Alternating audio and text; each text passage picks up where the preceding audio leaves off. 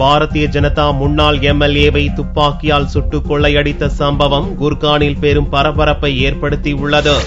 உத்தரப்பிரதேச மாநிலம் மிர்சாபூர் தொகுதியின் முன்னாள் எம்எல்ஏ ராமச்சந்திர மௌரியா டெல்லி குர்கானில் வசித்து வருகிறார். குர்கானில் உள்ள டவுன் பிளாசா ஹோட்டல் அருகே தனது நண்பருடன் BMW காரில் சென்று கொண்டிருந்தார். அப்போது போலீஸ் போன்ற தோற்றத்தில் இருந்த சிலர் காரை மறித்துள்ளனர். அப்போது ஏற்பட்ட மோதலில் ராமச்சந்திர மௌரியாவை துப்பாக்கியால் சுட்ட கும்பல் அவரிடம் இருந்த பணத்தை கொள்ளையடித்து சென்றது. ராமச்சந்திர மௌரியாவின் காலில் துப்பாக்கி குண்டு பாய்ந்துள்ளது. ये मामला ऐसा है कि यहाँ पे एक BMW खड़ी थी और रोड के ऑपोजिट एक करोला खड़ी थी. I think it's not sure कि कौन सी गाड़ी थी, क्या मेक था, तो we are just investigating the matter. थोड़ी बहुत फायरिंग हुई है, कुछ कैश लूट के ले गए हैं. तो अभी सीन ऑफ क्राइम टीम बुलवाई है हमने और हमारी क्राइम टीम भी आई है यहाँ पे और local police is of course there.